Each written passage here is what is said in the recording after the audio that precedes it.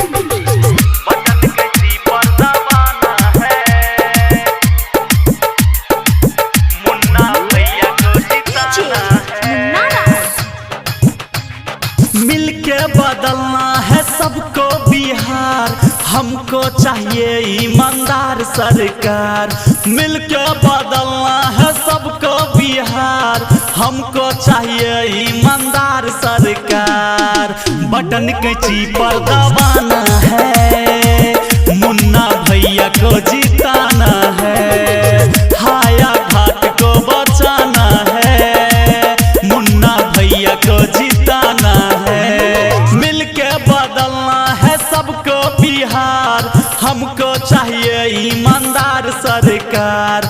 मिलके बदलना है सबको बिहार, हमको चाहिए ईमानदार सरकार।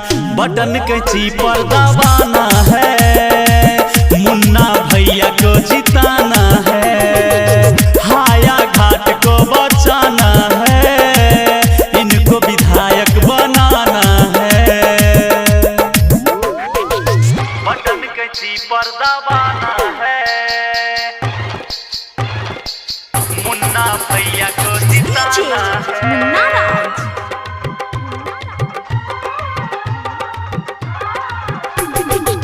हाया घाट को बचाना है,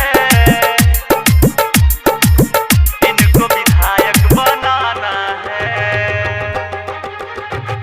रो रहा है किसान मजदूर, सरकार को कुछ फर्क नहीं। हाँ, रो रहा है किसान मजदूर, सरकार को कुछ फर्क नहीं। करते हैं सब इनको ही लायक, बनाना है हाया घाट से विधायक। सबका चाहता है करता सम्मान, गरीबों के ऊपर लुटाता है जान।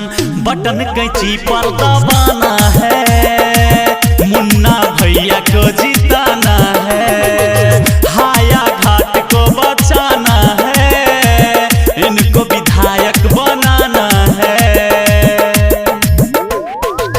बटन कैची पर दबाना है, मुन्ना भैया को जिताना है।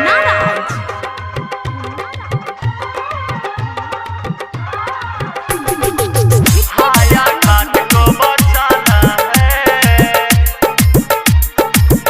इनको विधायक बनाना है। डाला लुटेरा बिहार में डेरा, इस बार सबको भगाना है। हाँ, डाला लुटेरा बिहार में डेरा, इस बार सबको भगाना है। मुन्ना भैया रन में है फाने, सोए हुए को जगाना है। कहता धर्मवीर राइटर अंकित, दिलाना है मुन्ना भैया को जीत। बटन कैची पर दबाना है, मुन्ना भैया को जिताना